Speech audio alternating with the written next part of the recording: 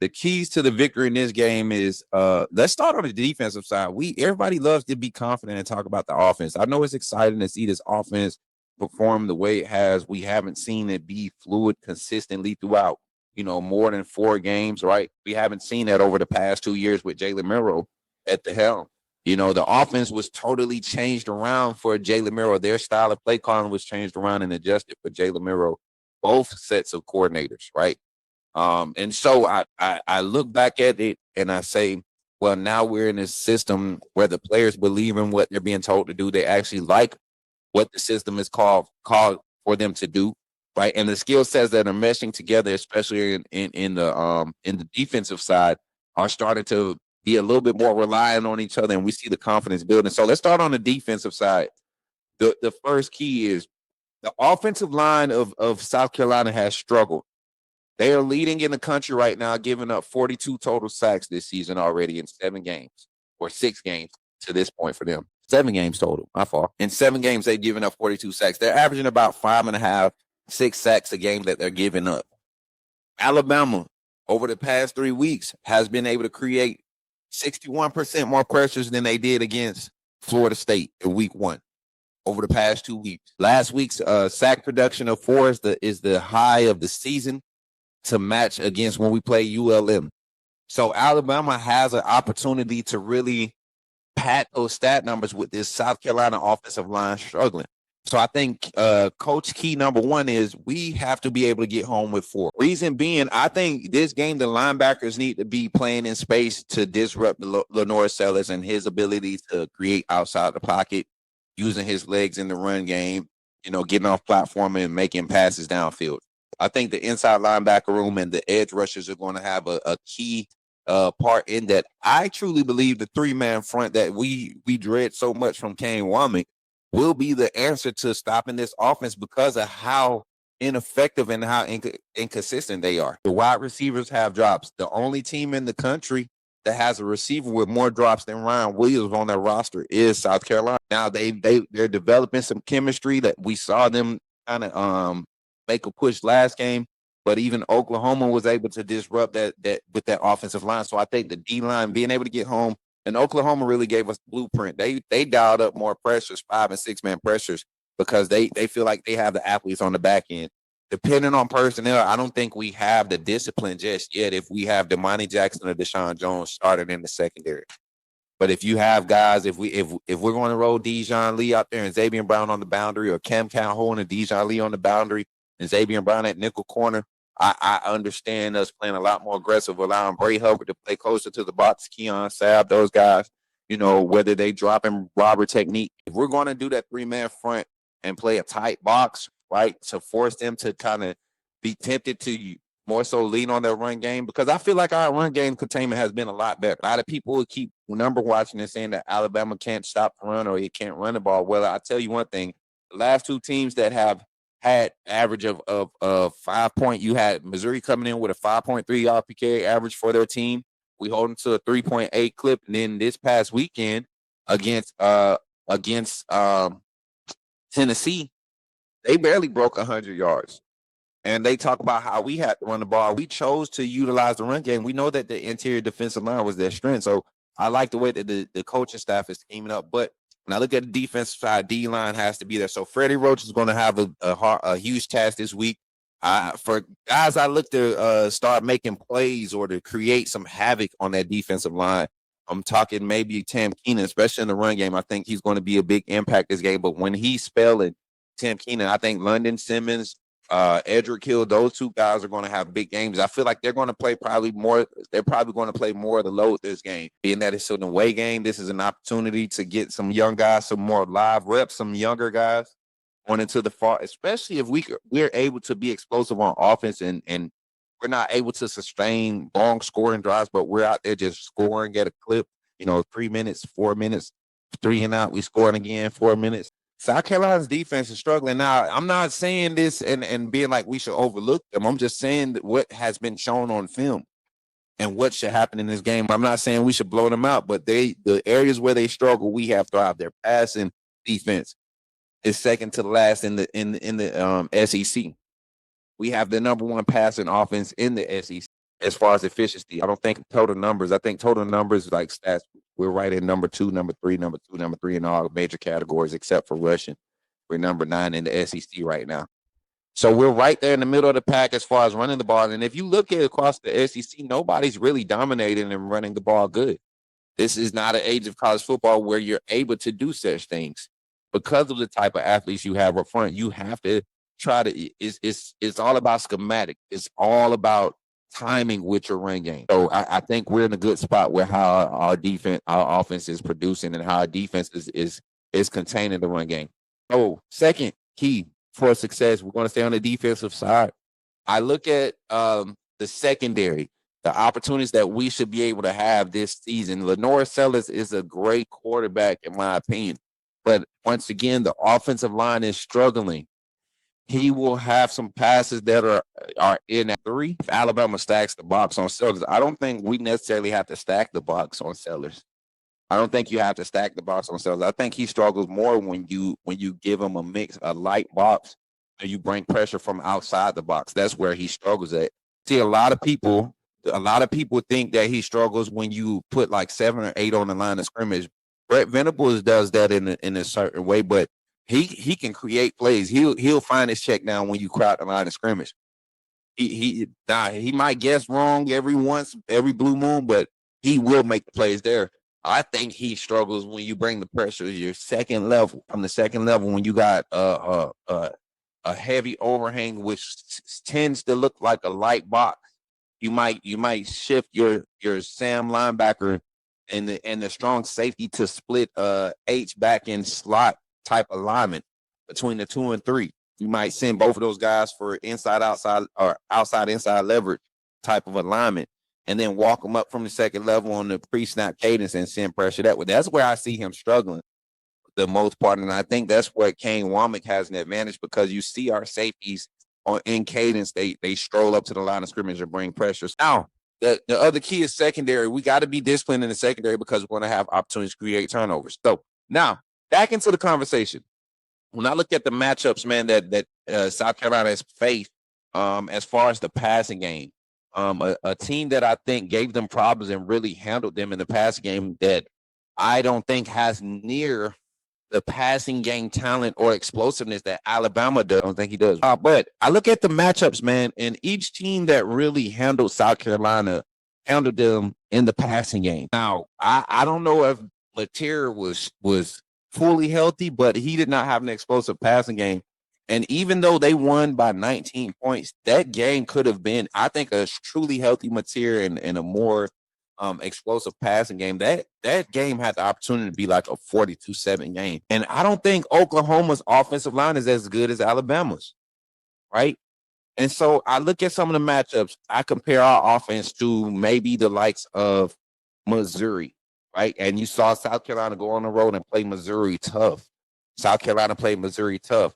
Now, do I think Missouri's receivers are explosive as ours? No, but the way that they like to attack in the play action pass, we do it similar. Ryan Grubb does it similar. Now, our run game is a lot more extravagant than what you're going to see. Extension of the run game is a lot more extravagant offenses. And I know we're talking about the defense, but I made these offensive statements because it is.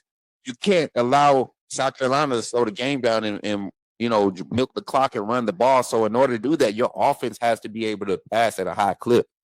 So with our offense having a strength, kind of like Missouri, kind of like Vanderbilt in the pass game, being able to do explosive passing game, it forces them to get sped up, and that creates opportunities for your defense to create turnovers in the passing game.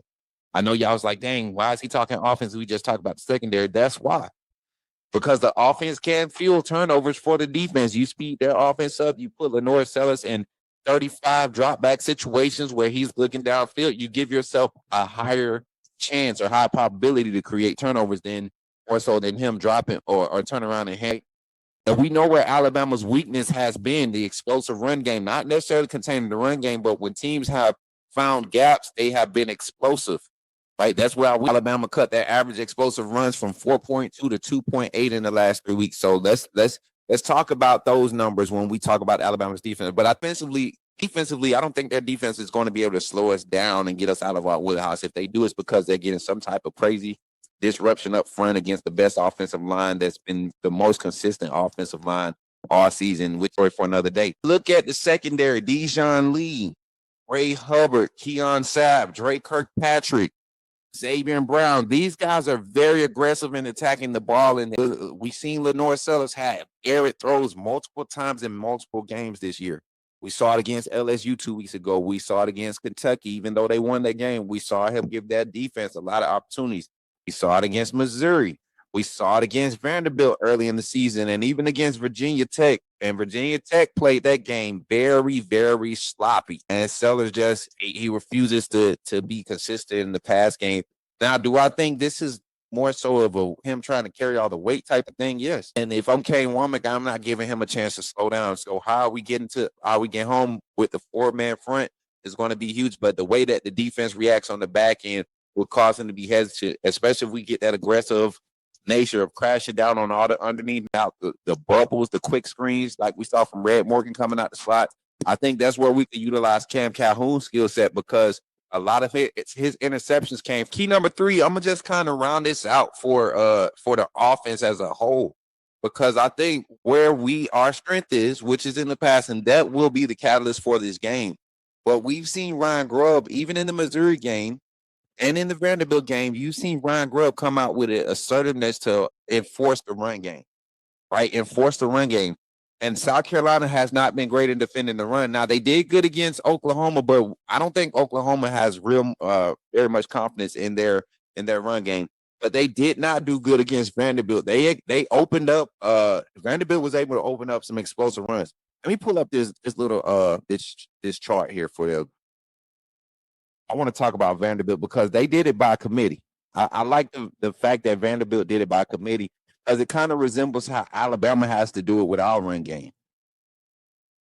We'll pull up these stats. So Vandy had 146 total rushing yards, which is not explosive, right? That's Alabama's done that the past few weeks, 125, 150, close to that range. And Diego Pavia, even though he had an efficient game, he still had a turnover, right?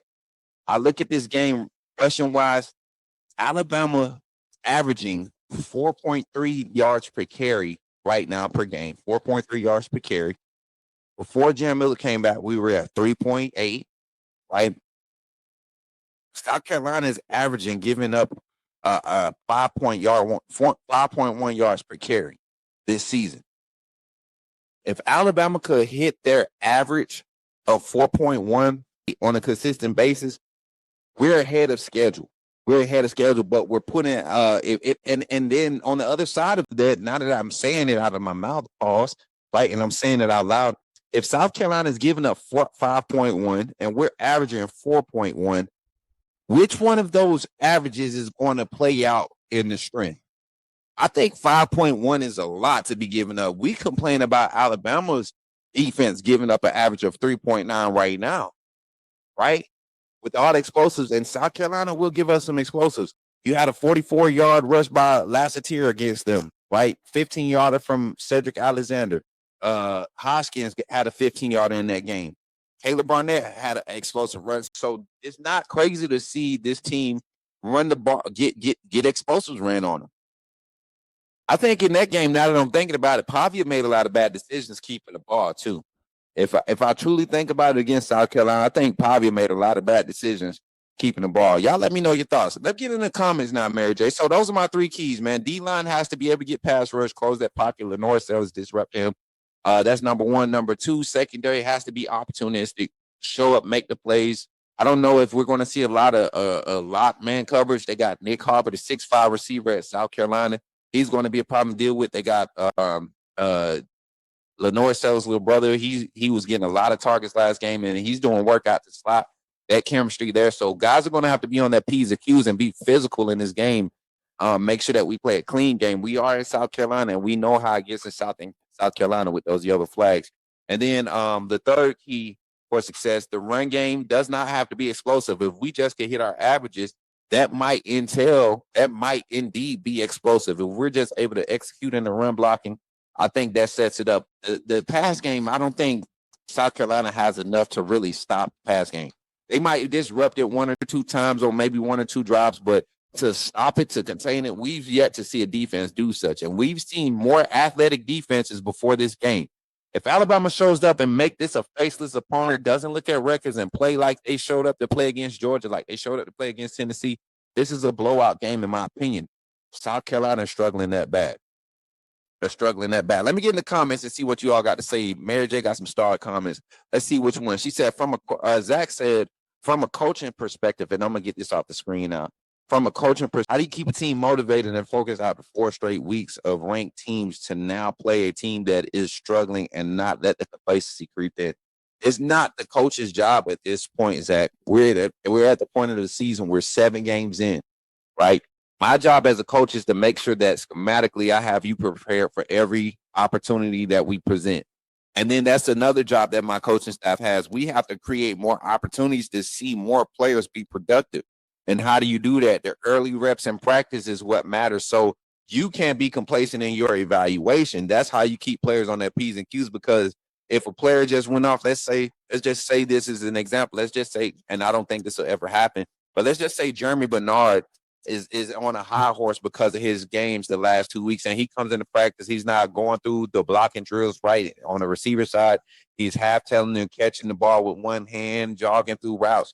And then you see the likes of Jalen Hale get an opportunity in practice, and he's going hard in his drills. Then he gets out there, and the one play that Jeremy Bernard thought that Jalen Hale was going to just run for that rep, Shep continues to keep him out there. Coach DeBoer continues to keep him out there, and then he builds on that for the week, right? That's how you keep the complacency out. Make sure everybody knows that everybody can still be replaced, and we only want guys that understand the mission. That's how I go about it from a coaching standpoint, and I think that's how the staff has been doing. In the streets, holler at me. Say, put me in the game, Coach Swoop.